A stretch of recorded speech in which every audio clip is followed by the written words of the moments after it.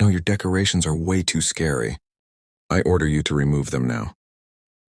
They say, every neighborhood has that one person who ruins the fun. Well, ours comes with a clipboard, a pumpkin spice latte, and a deep hatred for joy. Her name, Karen. Last Halloween, she tried to protect the children by reporting my front yard skeleton to the HOA. 2 days later, her car mysteriously got wrapped in 200 feet of caution tape overnight. No one ever confessed, but this year, was about to make that little prank look like child's play. Before we go any further, comment where in the world you are watching from, and make sure to subscribe to Silent Divide Tales, because tomorrow's story is one you don't want to miss. Now I live in this quiet, suburban slice of paradise where Halloween isn't just a holiday. It's a season. Every family has their thing. Cute pumpkins, spooky lights, the usual Pinterest vibes. But me, I go cinematic. Fog machines, motion-activated skeletons, thunder sound effects, the works, and guarding my yard a 12-foot-tall, animatronic, grim reaper that looks like it crawled straight out of a nightmare. Kids love it. Parents cheer. But one woman treats it like I've opened the gates of hell. That woman, Karen, the self-appointed HOA sheriff, not even officially on the board anymore. Mind you, she got booted after some disagreements, but apparently no one told her that. Being fired means stop enforcing fake rules.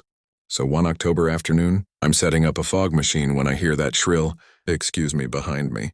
I turn around and there she is, sunglasses, clipboard beige sweater, pumpkin spice latte grip like it's a weapon. "Are you seriously putting that thing up again this year?" She snaps. I grin. "Karen, happy spooky season." Her lips twitch like I just cursed her ancestors.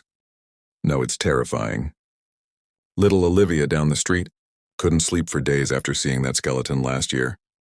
Can you believe that a 12-foot Home Depot skeleton was apparently a public health crisis now? But then it got worse. A few days later, I checked my mailbox and nearly choked on my coffee.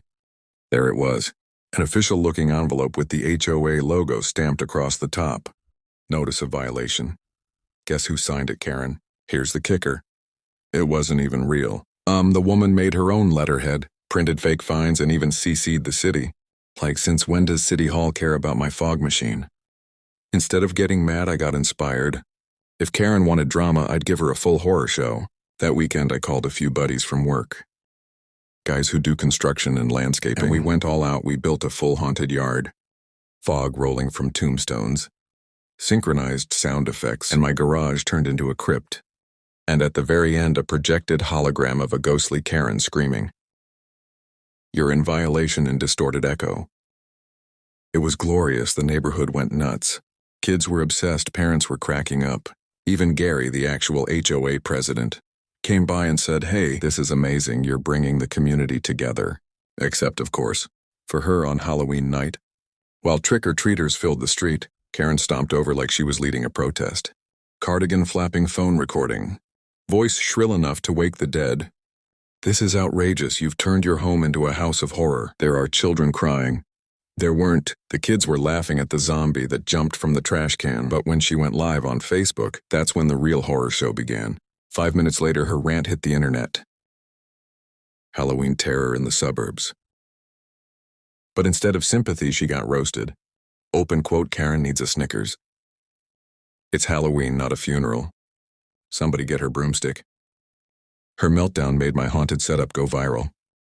By the weekend, families from other neighborhoods were driving in to see the house. She's missing her ride, close quote, that made Karen lose it. Even the local news called it the suburban haunted attraction that's scaring up smiles. And while I was soaking in my 15 minutes of fame, Karen was plotting revenge. The next morning, I woke up to find my entire yard covered in toilet paper fence. Grim Reaper, everything a blizzard of passive-aggressive fury. And there she was across the street, walking her dog, pretending not to notice. Classic Karen camouflage now. I could have confronted her. But why ruin the fun? I decided to go full reverse. Karen installed 2 new security cameras and a motion floodlight. Then I left the mess right where it was and added a sign. Open quote. Haunted exhibit, the Wrath of Karen interactive display. Close quote. People thought it was part of the show. Kids posed for selfies, parents laughed, and the crowd doubled. Karen nearly combusted. She stormed over, trying to yank down toilet paper while shrieking. This isn't funny. That's when the floodlight hit. Cameras rolling. I leaned out from my porch and said, "Smile for the camera, Karen. You're live on the internet." She froze, muttered something about harassment, and stormed off into the night. But this time I had proof. A week later, I get another letter.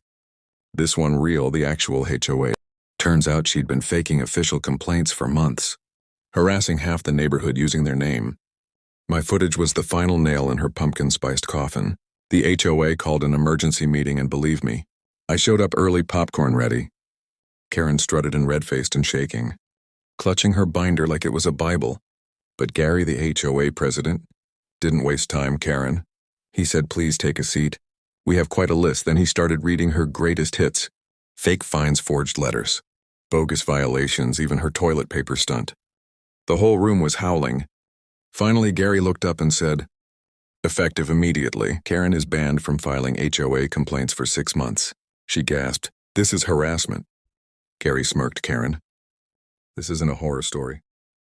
It's a homeowners meeting." The room erupted, even I clapped.